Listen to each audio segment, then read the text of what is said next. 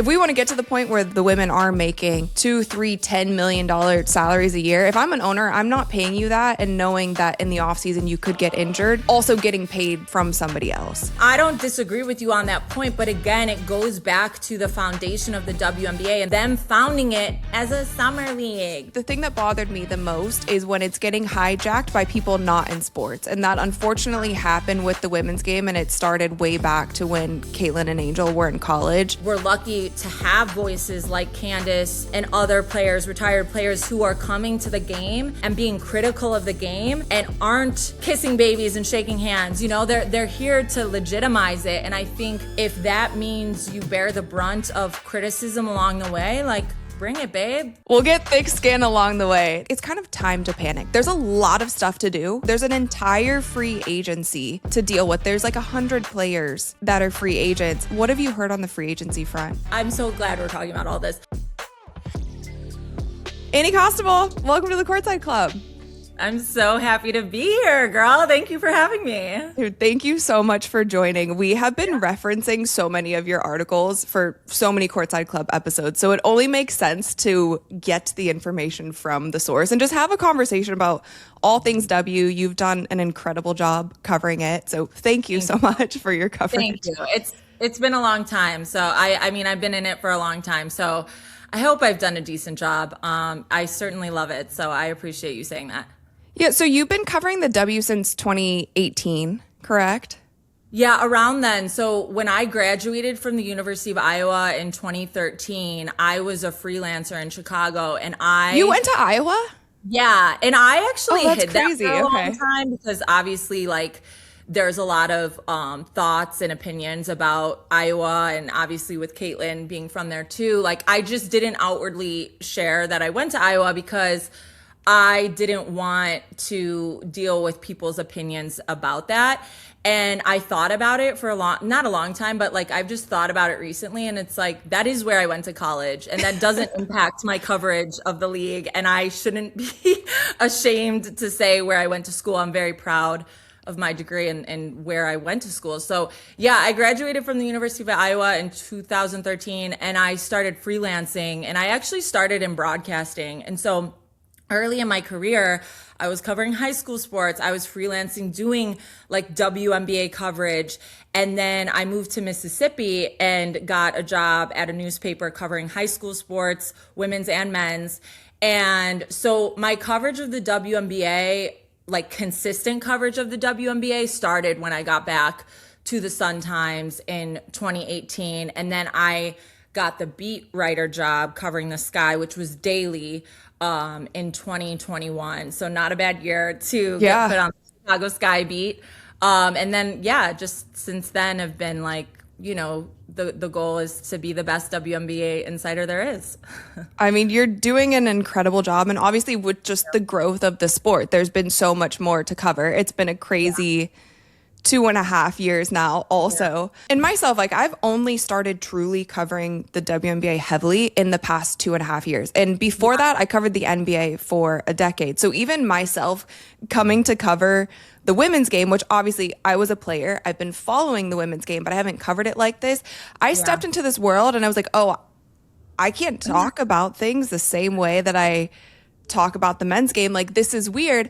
I feel like I'm being more respectful talking about the women's game like I cover the men's game if I'm able to be critical of it, if I'm able to, and it's not putting people down. It's just being critical. It's just calling out things that you see, like reporting honestly. And so there is this huge shift. And also I do want to note though, because I looked into it, like the NBA in their 30th season also like wasn't the NBA that we see now. So in perspective, the WNBA still is young, but it was set up just completely differently than the NBA. And that's why I feel like they're kind of in the spot that they're at now with the CBA, where it seems like both sides are still on opposite ends of the spectrum. And I know like you've been on top of that coverage as well.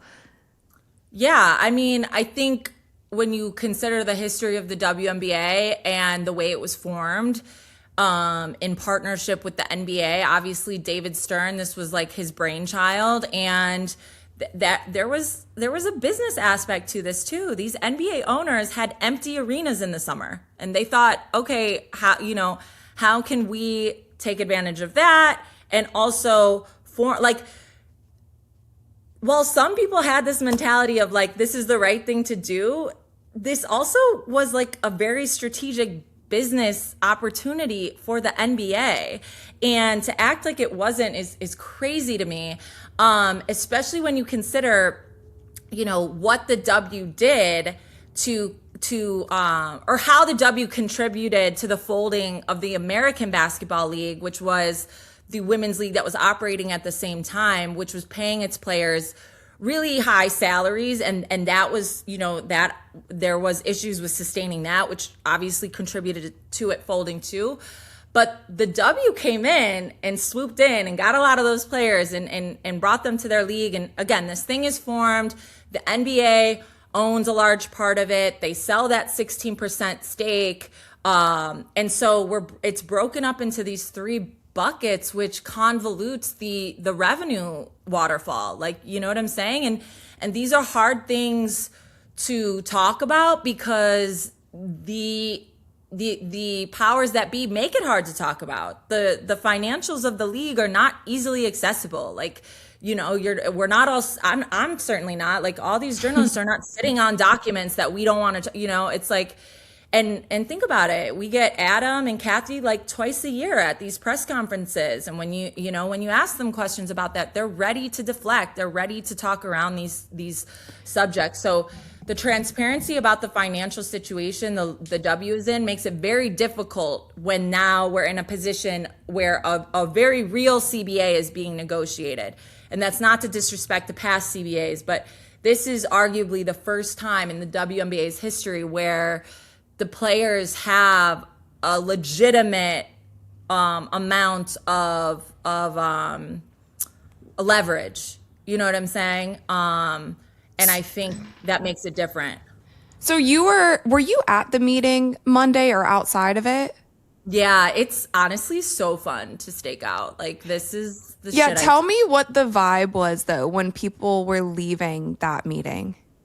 So it was myself and a handful of other journalists, Doug Feinberg from the AP, Alexa Philippou from ESPN, Maddie Kenny from the New York Post, and Jackie Powell from The Next, and NBC Sports. Jackie is an amazing freelancer and works at a number of places. But so anyways, we were hanging out there for hours, and I shouldn't say owners, like the first person to leave I noticed was Clara Wu Tsai from the Liberty. And so from there, it's kind of like you maybe assess that the meeting's ending or close to ending or has ended. And the players that came out, first it was Steph Dolson from the Washington Mystics, and then it was a small group, and it was NECA, Bree Turner, and Alicia Clark, and Terry Carmichael Jackson on the WNBPA. Oh my God, why am I blanking on her exact title? But like the executive of leader of the WNBPA. Yeah. Also, Jaren Jackson's mother, right? Yeah. Okay. She's her like work is she's got quite the resume. So anyways, they come out and the mood wasn't like sour. It wasn't like they weren't, the energy, the faces weren't like just went terribly. But they, no commented in that moment, which is absolutely their right to do, and walked past us. So after they no commented, it was kind of like, we don't really know how this went.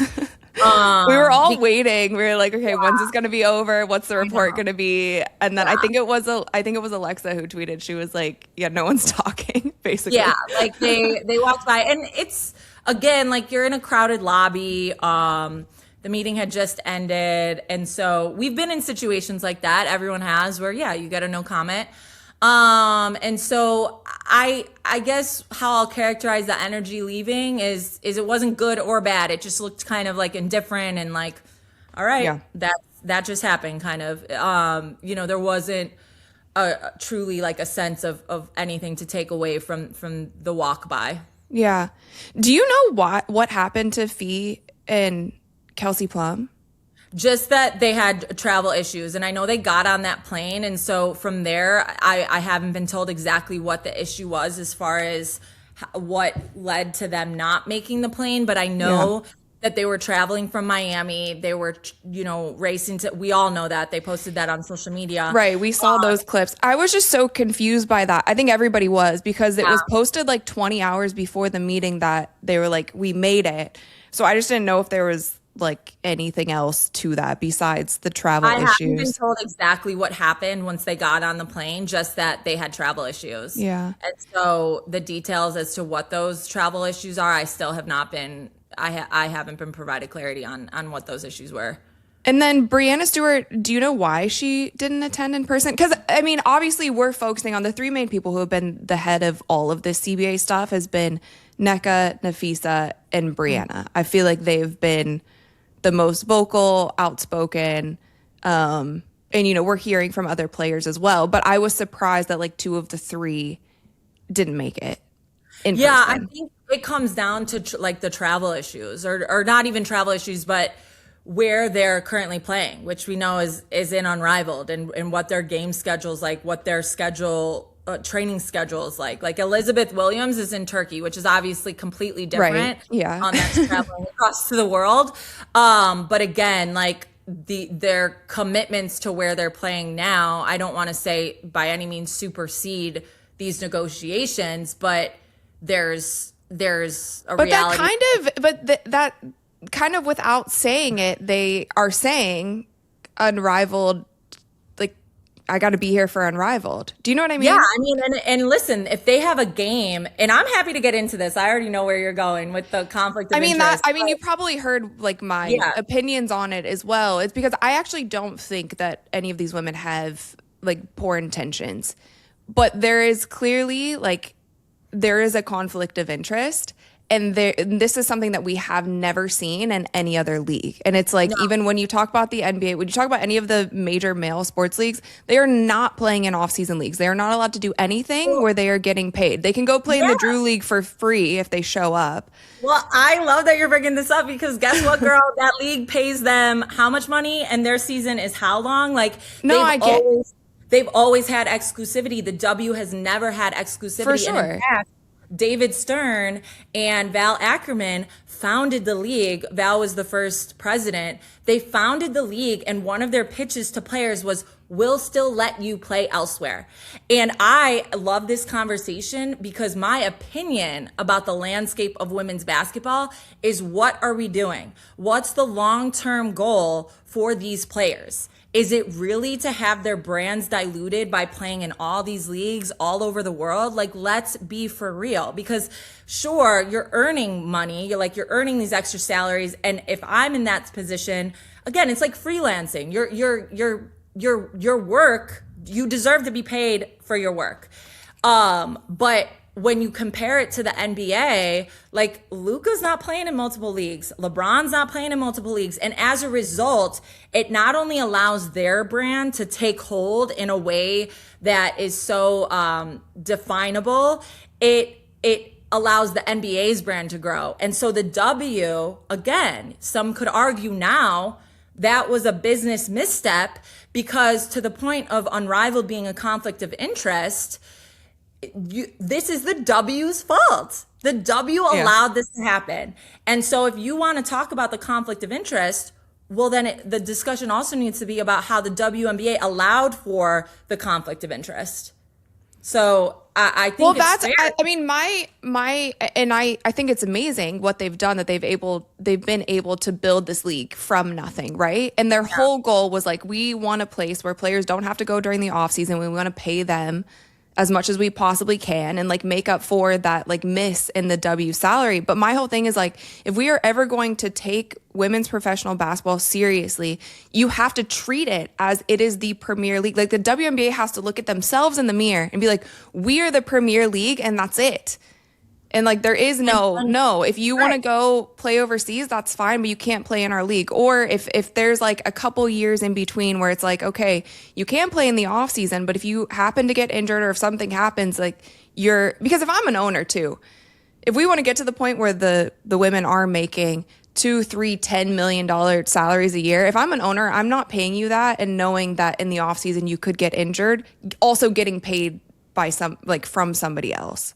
No, and I don't disagree with you on that point, but again, it goes back to the foundation of the WNBA and the owner, the them founding it as a summer league. This is a summer league.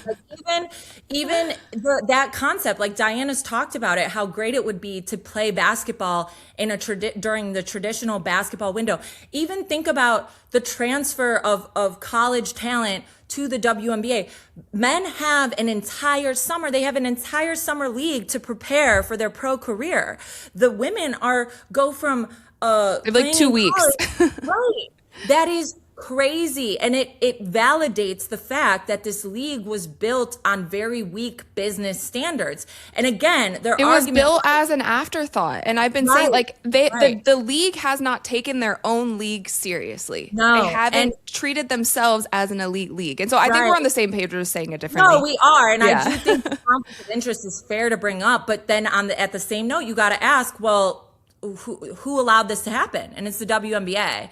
And so their argument for that was like, well, the W couldn't have competed with the NBA and the NFL and all these media windows back then. And it's like, okay, well, or you could have built it on. You could have tried and had that foundation, and where would it be now? We don't know. And so I think it's just. Yeah, it's again, I keep saying it. It's very layered. Yeah.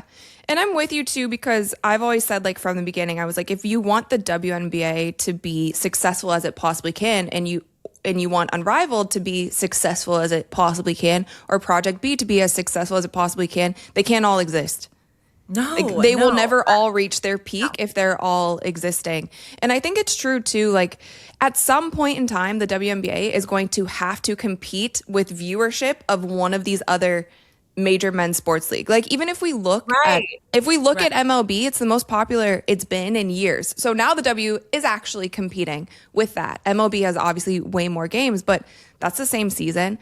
We have Soccer World Cup this summer.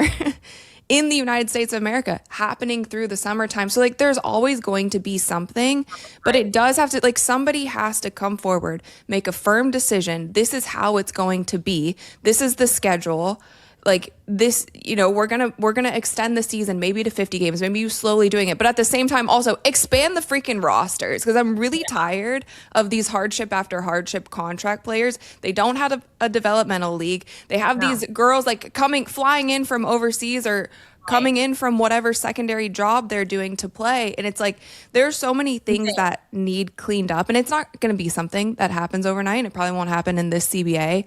But it is frustrating for myself, coming from covering the men's league. My husband played in the NBA for many, many years, so I see the back end there. He's also played in EuroLeague. I see what they do, men's EuroLeague. I see how it's run there. It's just like it's time for them to get on board, especially with having these young players coming in that are demanding so much attention and eyeballs like that we've never seen.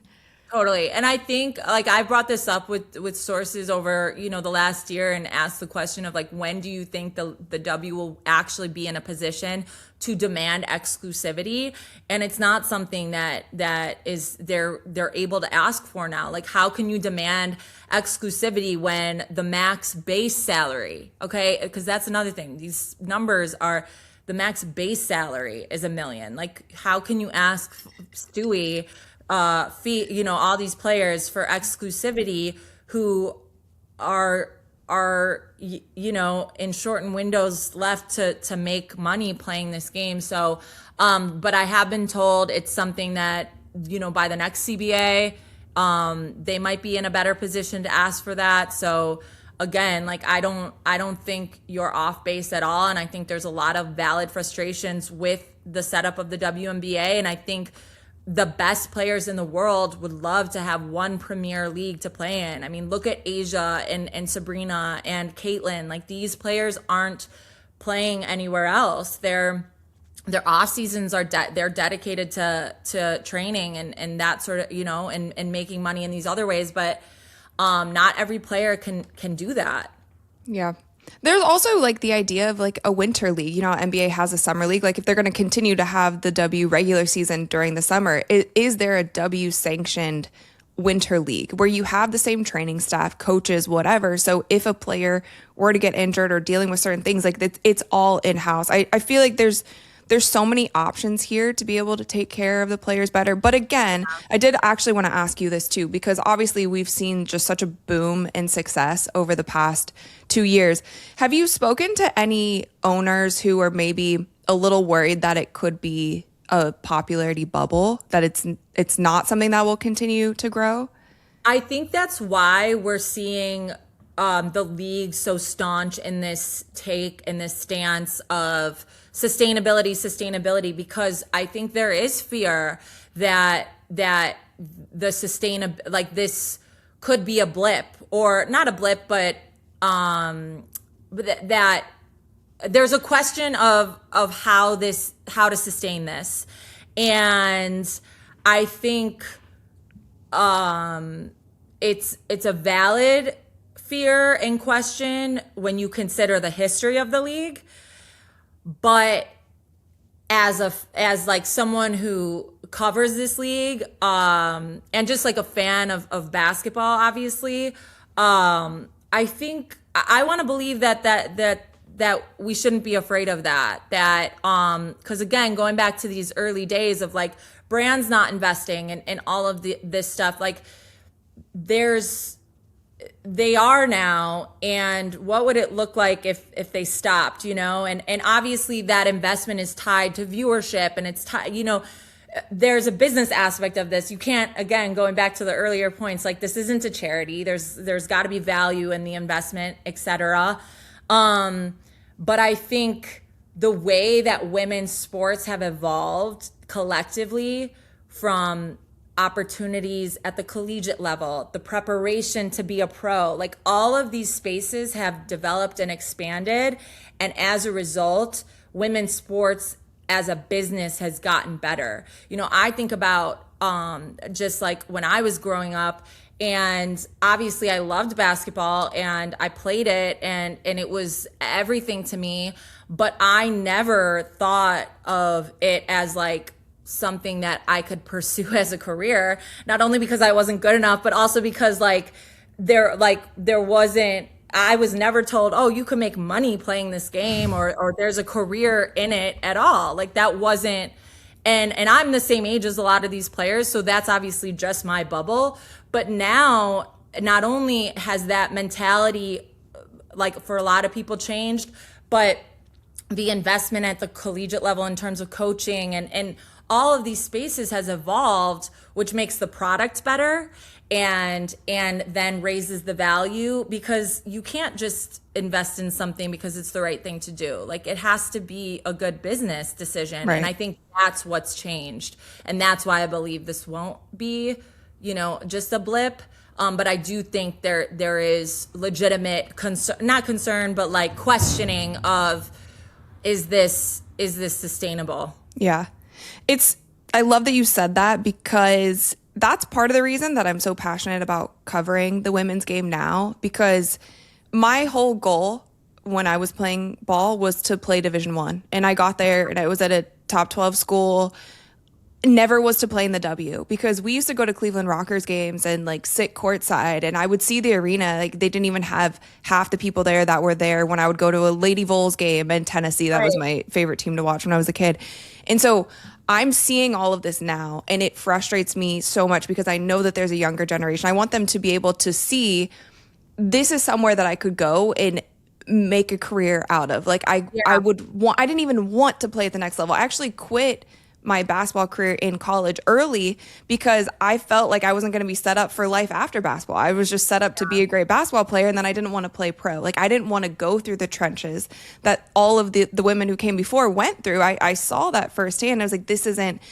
So we see the success now, and that's why I think it also frustrates me, because in 2024, when Caitlin was coming into the league, and you kind of alluded to this, it felt like they weren't ready for that. And I don't know how you didn't see the trajectory of Caitlin Clark's stardom from Right.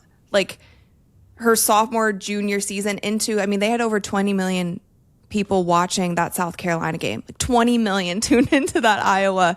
So how did you not project in the like owners league, everyone, how did you not project that you were going to get a star like this, you know? Again, I think it was a lot of, and oh my God, I'm just like loving this conversation because there's so much to it. But like, think about what you just said too about like your desires to play in the WNBA. There wasn't the foundation wasn't there, and so you looked at it and you questioned. You looked at basketball and you're like, I'm going to use this to get me to the next thing. You know, like I love basketball, but I'm not going to pursue a career in the WNBA. But this space will help me get to X, Y, and Z. A lot of people in the early days of the WNBA and even up until now have treated the WNBA and women's sports collectively as a stepping stone to something else. So when that's the mentality, the product suffers. And so I think when it comes to the arrival of Caitlin Clark, there were a lot of business, there weren't enough business minds ready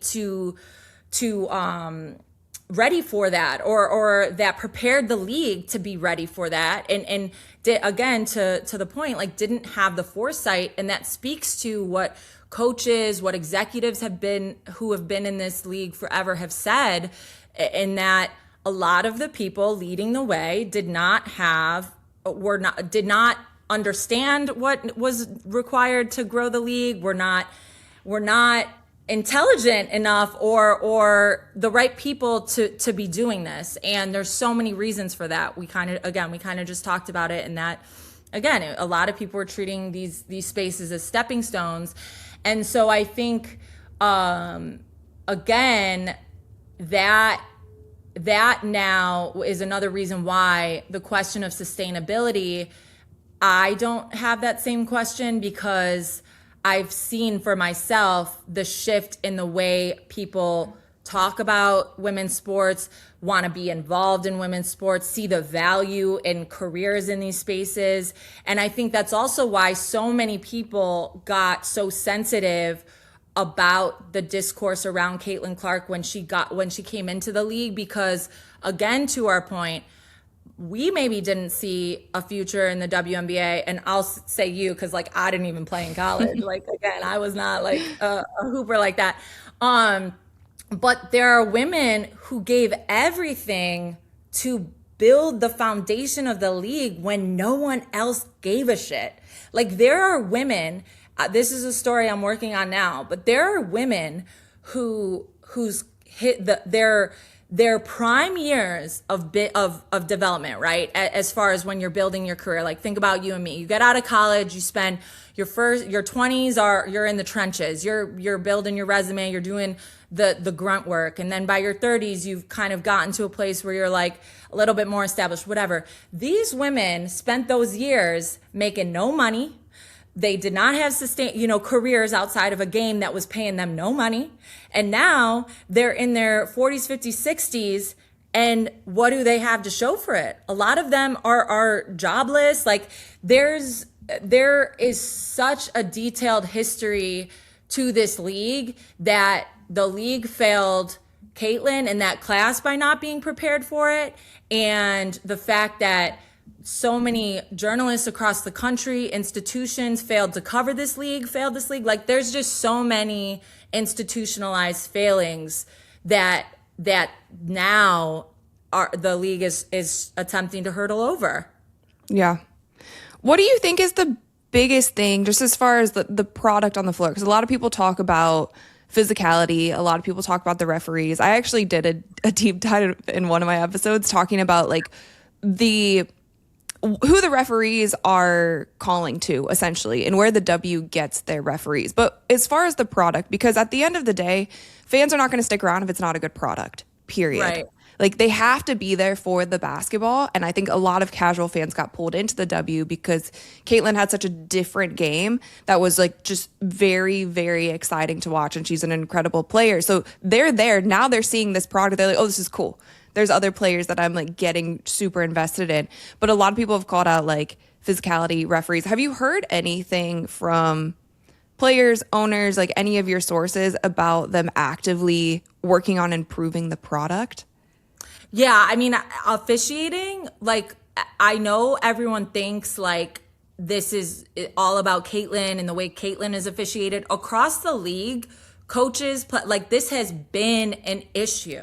Like, go back. We saw Coach Cheryl Reeve crash out. That was Cheryl Reeve is the crash out queen. over the officiating. Yeah, it was like one of the best crash outs ever. But, like, go back to, God, like Candace's rookie year. There's a game she gets laid out, like, and multiple. Like, go back to all of these players. It's crazy what they all went through. And so obviously there are more eyes on the league. So there's the way that the physicality around Caitlin was obviously layered in the sense of like she's this phenom coming into the league, like everyone's talking about her. So we've got all these vets who, again, it's the same when Candace came into the league, when Diana, when there's a generational player that comes into the league, and it's in men's sports too, the messaging is, okay, this is our league, like, welcome, you know. It's like, and so I think across the league there are coaches, like, this has been an issue. And in that respect, I think the attention on the league now is forcing the league's hand, because all these years that they've been like, yeah, we're doing enough. Like, again, we've been asking in press conferences for years, like, right. What's up with this thing, right? And so now, again, the microscope is so fixated on the league that they have to answer these questions and they have to do better. And so, yes, the officiating has been a problem. It was a problem. It will continue to be a problem until they treat the hiring of these officials as, again, the same way they treat the players in terms of making this like a lucrative place to be. You know, you can't expect the best officiating if the salary structure is not great, if the way you're pooling these officials is like not great. You know, there's so many institutional issues and have been with the officiating. There's a committee now that has been put together. The competition meetings, they spoke about the officiating committee. That's something that I've got to double back on and see how much progress was actually made. You know, a lot of times these things are talked about and then it's like, okay, do they actually lead to change? So to answer your question, yes, officiating is a huge problem. The physicality, I've heard, like, I obviously listen to you and I've heard some of your takes about the physicality. And I do think there's a degree of physicality which can jeopardize the game. But I'm of the mindset, like, this is a physical game and I don't want to see the women's game be softer or like the women's game turn into a softer version of the game. You know what I'm saying? I think, again, good officiating fixes that, but I don't know that physicality, like the simple term physicality is a problem. Yeah, I think I have like two takes on the physicality. One, I think the women's game is always going to be more physical than the men's game because we play on the floor. Like there's not levels to it. Guys are playing above the rim. Like you can't be as physical if a guy's going up for a dunk. Not with Dominique Malunga, maybe like she'll yeah. But like you can't go and undercut a guy. Like you can kill somebody trying to play physical if you're not all on the same playing field. And so I think that's just one thing. The women's game is always just going to be a little bit more physical there. However, I see with Adam Silver and what he's done in the men's game, like I've just seen the NBA adapt so much. And again, like I said, I've been covering the NBA for over a decade now, so I've been more in tune with it. But he protects his superstars because he knows that they have to stay on the floor. Like, and that's why I've always been one who's been like, yes, Asia has a good whistle. She should have a good whistle. She's earned a good whistle. Like she should be protected as a superstar, and she's also kind of morphed her game into making sure that she gets those calls. but that's the one thing where I feel like there's been a disconnect in the W is like you have to protect your players because like, and I know there's the whole controversy of when when Alyssa Thomas stole the ball from Nafisa and like took out her ankle. And then the NBA refs came on and they were like, no, it was a clean because she got the ball. Well, then I went back into the rule book. It wasn't clean because if she could have gotten that ball without contact, that deters if that was a foul or not. And like they didn't call it. She couldn't have gotten that to the ball without the contact there that went through. And it's like you see somebody like Nafisa go down. You saw Satu Sabali go down also in the finals. When you're seeing your star players, like that's something like, yes, there has to be a discussion. And a lot of people don't agree with me when it's like stars should have they should be protected. Yeah, I don't disagree with you on the sense that stars earn a special whistle. We see it in across leagues, and there's validity to the fact that you protect your star players to a degree because of the importance of them being available and being on the floor. And so my question is more so, is it an issue of changing certain rules, or is it an issue like would officiating fix a lot of this shit that we're seeing in regards to the physicality? I think it's consistency also, but I also like feel bad a bit for the refs. They have the toughest job, one of the toughest jobs on the floor, to be able to call the game in real time. And you see it, everybody does complain about referees and certain calls. Like they're always going to get that, but it's the consistency and it's also the escalation. Like there have been multiple instances where like the landing space fouls have to be called properly. Right. You can really get injured on a landing space foul. Like that should be something like sit these refs down. Like it has to be called every time. That has to be upgraded to a flagrant because we can't be doing that, you know? Right. Yeah. Right. And that's where you're like, wait, like the question of preparation comes into play because you're like, this is a simple call to make. Where are we going so wrong? Yeah, where's the disconnect? Right. And it brings me back to that game against the Fever and the Sun. And again, the fact that there was, even within that game, there was no consistency with the calls. And like Marina checking Caitlin to the floor, like we can laugh, like Marina is a crash out queen, and I have the utmost respect for Marina, and I've covered her. I think her style, like her aggressiveness, I love that because that's kind of like how I am in my real life. I'm a very like aggressive person, but like to not call these things appropriately, she should have been kicked. Like that should have been, and that should have been the end of it. Right. And it was the same thing, and obviously the spotlight is on the Fever and the spotlight is on Caitlin. Like when Caitlin's rookie season, when Kennedy Carter checked her when the ball wasn't even in play, and that wasn't upgraded. There was nothing there because the ball wasn't in play, and you're like, what's going on? It's not a matter of personal opinion or like villainizing of Kennedy. Like I think the Chicago Tribune editorial board after that like wrote a really egregious op-ed. And again, this I'm so glad we're talking about all this, but this is what makes daily beat writing so hard, or covering the league just from a critical space so hard, because at that time, that was a simple evaluation. The ball was not in play. Kennedy lowers her shoulder. She checks Caitlin to the ground. And it's like, should have been simple, call the foul. It should have been upgraded. And obviously it's upgraded in hindsight. But then what happens is all of these voices, all of these brilliant sports minds who have never covered the WNBA, they come in and they start opining about poor Caitlin and poor this and poor that. And it's like, it became something more than a foul that should have been called in the moment. And we keep it moving. You know what I'm saying? And so then that, all the discourse that happened with moments like that, then if you come in and you're critical of a cheap shot or a bad foul in a game, it's like, oh, here's another person that's just coming to Caitlin's rescue. And it's like, no, that was just a bad basketball play. Right. That was a bad basketball play. And then they lost the game by 1 point.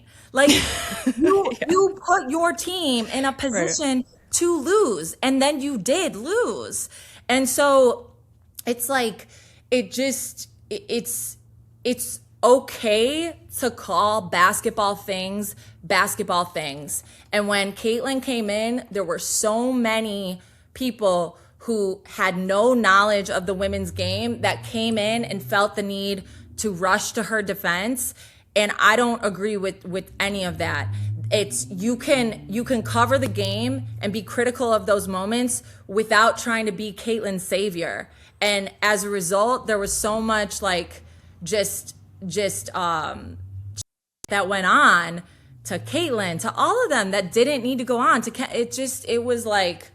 it was crazy. It was crazy. I think the worst part about all of it, to me, it wasn't necessarily because I was glad to see the NBA media cover the W. And you could tell which guys had hot takes who had never watched a game. What they were doing and who had the knowledge to, and who knew what they were doing. Sorry. I was just glad that like it was getting covered. The thing that bothered me the most is when it's getting hijacked by people not in sports. And that unfortunately happened with the women's game, and it started way back to when Caitlin and Angel were in college.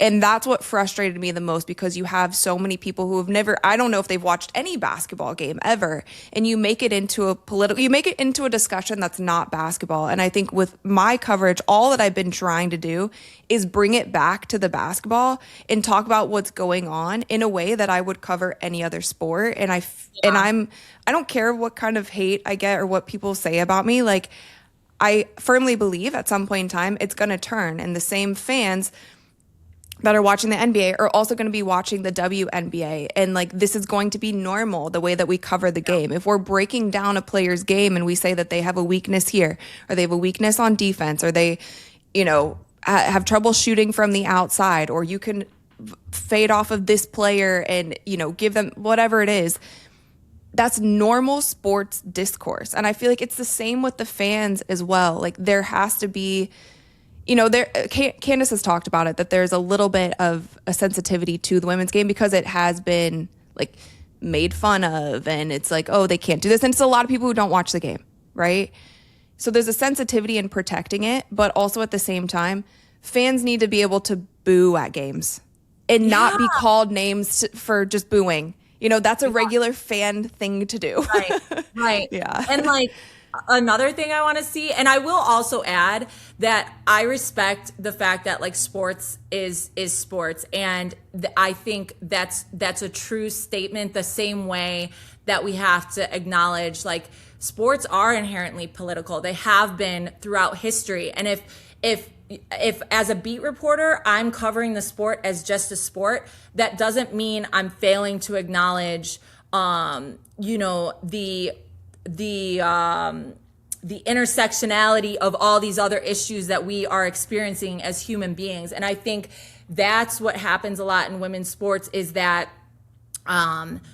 if you're covering the sport as a sport, it becomes, well, why aren't you talking about this thing? And the reality is that there's levels to it, and it's not always going to be a player should not always have to speak on X, Y, and Z if they don't feel comfortable to do so. You know what I'm saying? And so again, there is that intersectionality that's unavoidable, but at the same note, that doesn't make someone who's coming into the space and covering it as a sport a bad person either. The same way it doesn't make a player who's focusing on the sport a bad person. And so just to add to that, I'll say I agree with you about the turning of the tide, and again, we're lucky to have voices like Candace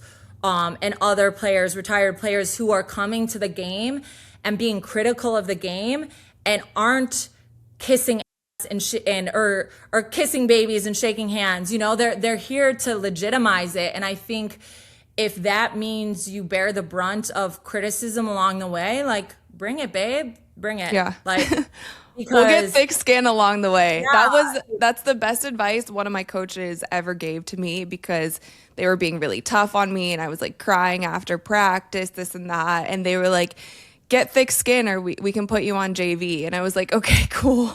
Like, dude, my high school coach called me soft serve because he thought I was soft. Like, yeah. No, the minute like after that meeting, a switch flipped for me. And I've always been the same since. I was like, I can either get thick skin or I can quit. Like, what's it gonna be? And if I'm able to do that and help push the game forward, amazing. If I'm able to push the sport forward, you guys can say what you want about me online. That's totally fine. I come from the video game world. I've heard it all. I've seen it all. I'm okay. You know?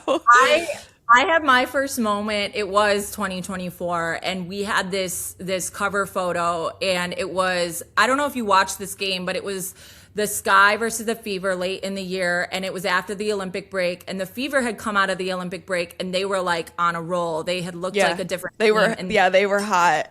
yeah, and the Sky went in the opposite direction, and there was a lot of, in my opinion, valid thought process of if these two teams can get good at the same time, this is going to be a defining rivalry for the WNBA because of proximity of the teams and obviously the history of the players and all these kinds of things. And so anyways, the Sky and the Fever play, Sky are down almost 30. It's the fourth quarter and Diamond runs across the court. Caitlin's got the ball, fast break, and she levels her. And again, it had been like all this discourse all year. And I covered that moment as a basketball moment. This was a shitty basketball play. Diamond's a veteran. Your team's down almost 30. Like, this was not a good basketball play. I write this whole story that brings like the context to where these teams are at, all yada, yada, yada. It becomes the cover photo. I don't pick the photos and I don't pick the headlines, but it became this discourse online of how hateful I am and all these things. And I was like crashing out. And one of my girlfriends who, as I mentioned, like they're not in sports at all. And she's like, Annie, these people don't know you. Like they have no idea who you are as a person, as you know, they don't know you and they never will. Like this is not real. And in that moment, I was like, what the am I getting worked up about? Like this is not real. Like these people are not real. And I think if we try to do our jobs for the approval of again this non-real, nonsensical space, we lose the credibility of the people that matters, the respect from the sources and the coaches and the players that matters. It's like I don't care what baby girl 299 thinks about me on Twitter. It's like I want to be able to show up to press conferences and do my job in a legitimate way. Like that's what matters. And if that means you guys don't like me, like that's okay, because my mom loves me. And also, we're not always like you and I even are not always going to have the same opinions on things or the same stances. And like that's good for everyone. Right. That's good for the media. That's good for the league. That's good for whatever. So like I don't even. Yeah, it's different. Like I said, I went from covering the NBA coming in here, and like NBA discourse is different. Like it's wild. It's the wild, wild west.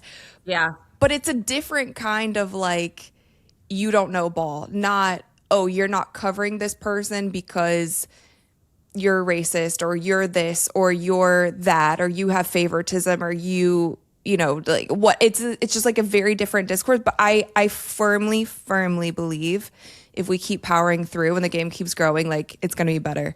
I agree. I mean, look at all the jobs that are hiring women's sports reporters. The Boston Globe is hiring a women's sports reporter.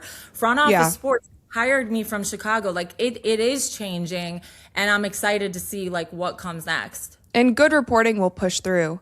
I do want to ask you, the CBA stuff, obviously, we're not there yet. No. Is it? I've been kind of ringing the alarm. Like it's kind of time to panic. There's a lot of stuff to do, and also there's an entire free agency to deal with. There's like 100 players that are free agents. Have you heard anything? Have you heard of teams starting to talk to players? I know that they technically can't make offers and such, but what have you heard on the free agency front? Yeah, I think there's a lot of concern from a lot of league executives, sources I'll say is that it's becoming clear that the season could be delayed. I reported this, I think, last month, that there was a belief among a number of league sources that thought if this doesn't get done by early February, the season will be delayed. Because to your point, Stewie has said this, like, there's so much that has to get done. And so what's going to happen is free agency in the WNBA is unique. It's always been a sprint. Historically, it hasn't been this big moment in the same way it is in the NBA. There hasn't been a ton of movement. There's a lot of reasons for that. We don't have to get into that today. But when Candace signed with the Sky, that was one of the biggest free agency moves at the time in the history of the WNBA, and that was just 2021. And so what we've seen in the years since is that January month, between like mid-January to the first week of February, free agency is popping. It's like, so-and-so has agreed to terms here, da-da-da-da-da-da. And by mid-February, is pretty much like, Locked, has yeah. settled. We covered it last year, and it was like 2 weeks, but there was way less free agents than there are now. Yeah. And so I think that there's the league is betting, or there's a sense that free agency has always gone super quick. But to your point, the difference here is there are so many more free agents. And so the people that are going to be most impacted, and Kalia Copper said this during like the first week of Unrivaled, is that we're not, like, our free agency experience is going to be impacted because how are we going to go visit teams and talk to teams, that and there's a lot more money on the table too. Right, like right. You're not going to sign a deal quicker if maybe if I go to this team I could get $800K. Right. This team's offering me $500K, maybe a chip. Right. Like that's why I'm saying, like, guys, why are we not ringing the alarms? Like, it's not looking good. People for sure are. And I think that's why there was frustration or questions as to why the league showed up without a proposal. But we got to understand, like, and the last thing I'll say about free agency is people are concerned, and there are players will be the most impacted, in my opinion. And I think as a result, we'll see a lot of 1-year deals so that players next year can negotiate for that full term. Anyways, that being said, the league showing up without a proposal, and obviously we've seen their statements and their explanation as to why, and that was like, this meeting, the intention of this meeting was to have a conversation and get on the same page. But what people need to understand about negotiations is there's strategy from both sides behind why they do the things they do. And so one could assess the league doing this and showing up without a proposal is another step in their negotiation strategy of putting pressure on the players to sign something knowing the season is coming up and they're going to be impacted if it's delayed. And so there's strategy behind all of this. And negotiations, I mean, I was part of a union in Chicago. Like, you have to, both sides are seeking what's best for them. That's the reality. Like, and a coach said this to me once about a trade. He's like, the best trades are ones where both teams win, although that's rarely the case. Yeah. And it's similar with these negotiations. It's like both sides, can say, oh, it's about meeting in the middle, but someone always comes out a little bit ahead, And so I think negotiations are just tough. I did also want to ask you because, we've heard from some players, they've been outspoken, like we're standing really firm, we're ready to strike. But then we've also heard a different tune from other players saying about the same, similar, like we're on the same page, but we want to play. It's been like more of a positive kind of spin. Have you heard of any, and we've also heard reports of like fractioning. Yeah. Have you heard, and I've also heard through the grapevine that there's a couple players that are like, we need to sign this deal. Like they're worried about. Have you heard that? Yeah. So again, I think I try to like take a more like I try to gather all the thoughts and bring context to it, right? Yeah. And so I think it's clear based on the outward communication that there are varying opinions across the board. There are varying communication styles and varying beliefs as to what needs to be done and their desire to play the season. I think all players, what hasn't wavered, at least in the conversations I've had, is every player wants to play a season. Every player wants the season to start on time. That has not been a question or been differed player to player from those that I've spoken to. I think where some difference comes in is there are players at all stages of their careers. So their emphasis or the way they're communicating what needs to be done in this moment, that's where you're seeing some of the difference happen, right? Because like for example, what do you mean different stages? Like look at Natasha Cloud, for example. Like this is a player who's a veteran, has more years behind her than ahead of her, and her emphasis and also her communication style has, through her career has always been very fiery, has very strong opinions, et cetera, et cetera. And so I think when you consider the future of the league, there's a desire to, again, they haven't been shy about this, seek a transformational deal that changes everything right now. And I think, again, this is now just my opinion, when you consider being in a younger place in your career, you naturally, again, this is totally my opinion, and I'm thinking exactly about a period early in my journalistic career. Your thought is, oh, well, I have time to get more done down the road. Maybe in this moment, you're more willing to take a sacrifice. And those are the conversations that have to continue to go on. Does that mean that there's not, like, having those conversations, in my opinion, does not equate to necessarily like actual fracturing. I think actual fracturing means there is a huge divide between the number of players that, again, want to sign a contract today and those that don't. And if there was that huge divide, the vote on the, strike authorization wouldn't have been so largely in favor.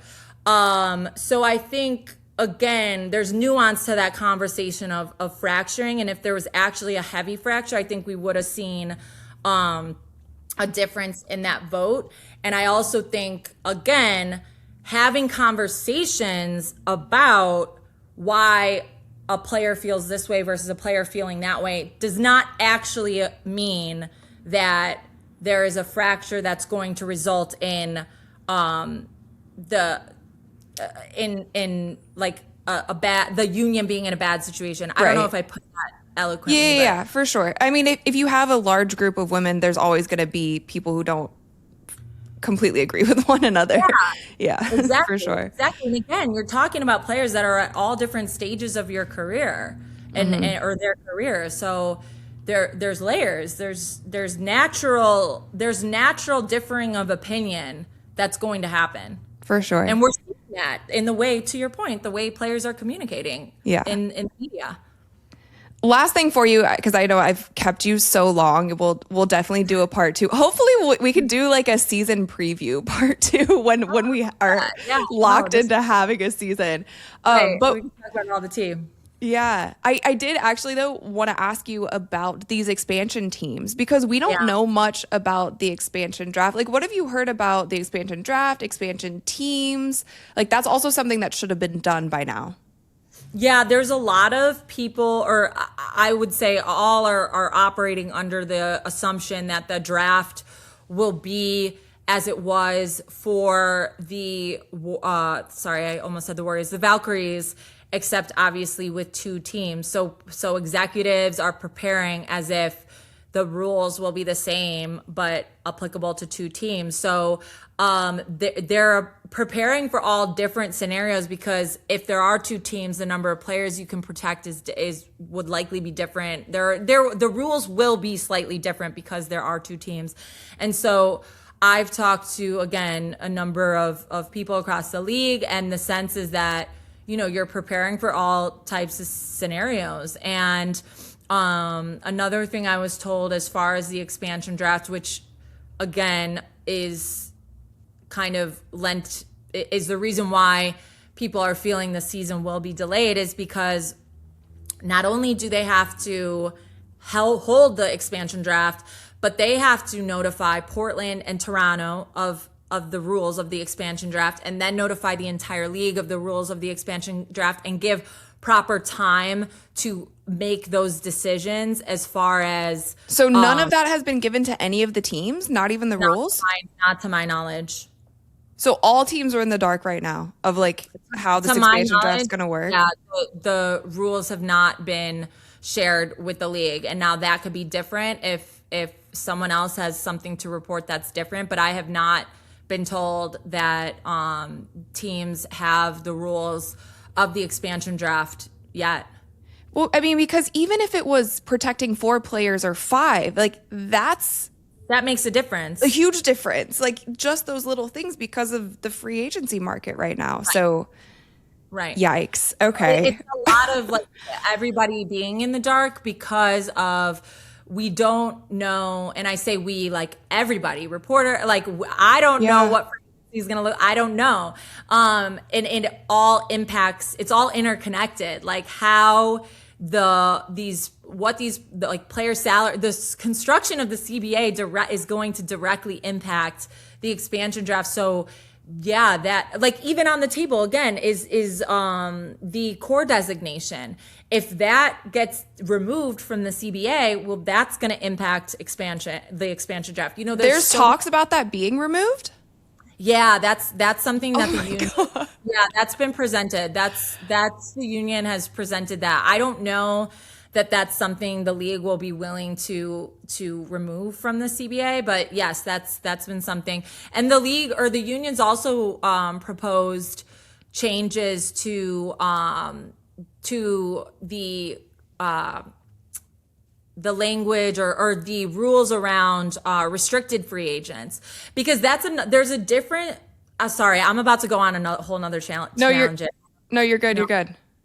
But when we think about the WNBA and certain rules around free agency, by the time a player has full control, full autonomy over their free agency experience, they are pushing 30. And so there's a desire to take out some of these restrictions, like the 4-year rookie scale contract, or it's 3 years and then the team has a team option on the 4th year, I believe is the exact rule. But you know what I'm saying? And then they go into 2 years of being cored. And then, so there's limitation, or there's rules as written now that put a lot of restriction on players in free agency until they hit a certain age. And so I think there's a desire to try and change some, or I know they're proposing certain changes to that. So yeah, core designation is one that they'd like to see change. Will it be changed? I don't know. Yeah, I mean, that would be crazy if there's not, and the expansion draft is held. You think? Yeah. Oh my God. I mean, if they change, could you imagine this expansion draft happening and no one's court is just like, go for it. Yeah. I mean, listen, it's. It would be quite entertaining, but yeah. I guess, yeah, I didn't know because obviously the league in some aspects is trying to push forward as usual. And they released the schedule and some players were like, yeah, this is exciting. I can't wait to play. And other players are like, what are you doing? We don't even have. So there's some things where it's full steam ahead, but then you have other things, which is maybe you giving us a lift under the hood a little bit, is oh, if we don't give you the rules for this expansion draft, if we don't have this, you can't even think about free agency. You can't even think about what players you want to try to get for your team. You don't know how much cap space you're going to have. So it's you're halting all of that completely, yet hey, this is the schedule. Yeah. Right, which is why it's like the league putting that schedule out and then being like, oh yeah, like we had to do this so that our sponsor, da da da da, and it's like to emphasize that the season's happening on time. It's like, come on, like it's just still it's a lot so to go. that the way narratives get pushed by all sides. Everybody has an agenda. Everybody has an agenda. Well, we've seen the public opinion sway too, because I feel like there was a point where everybody was with the players. And then as it's been going on, a lot of fans are like, come on, like this is a lot. Because it's only been one side. It's been the players publishing everything. And I feel like some of the language, and I think it was Rebecca Lobo who said this, like some of the language has been really harsh, especially for fans who are coming from the outside in. They're like, you know, slap in the face, this and that, just some of like little things on social media and stuff.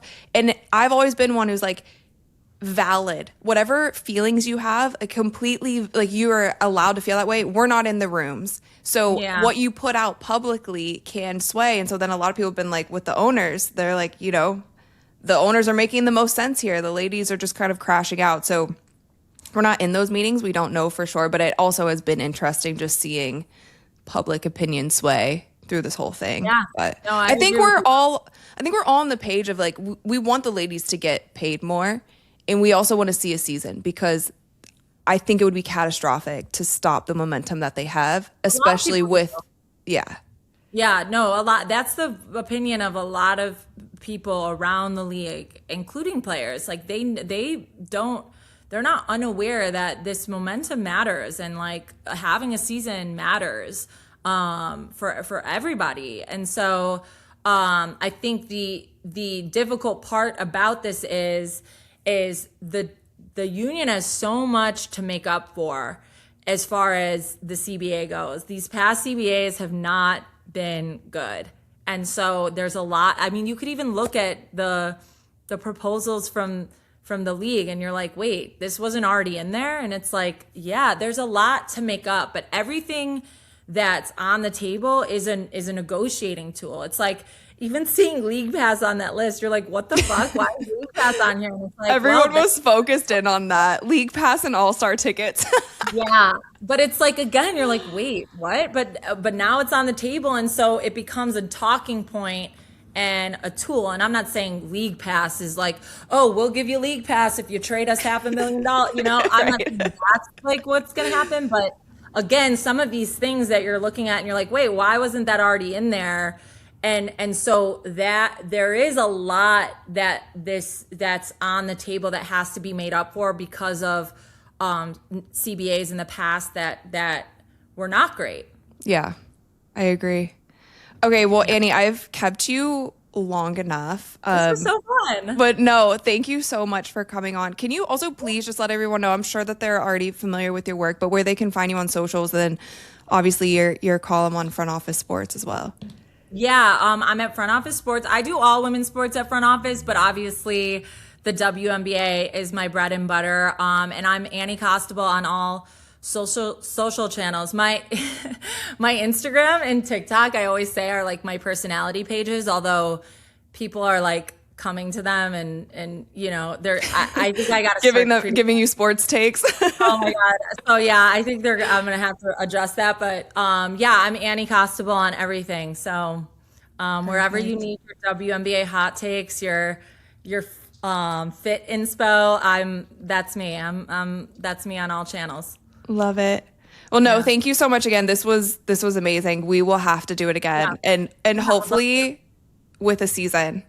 Yeah, because we will have we'll have so many more fun things to talk about if there's actually basketball 100%. Going on. And honestly, like this is where I am biased, or my like opinion comes in more heavily. Is like there's got to be a season. Like please, I need a season to cover. Like please, I need a season to cover.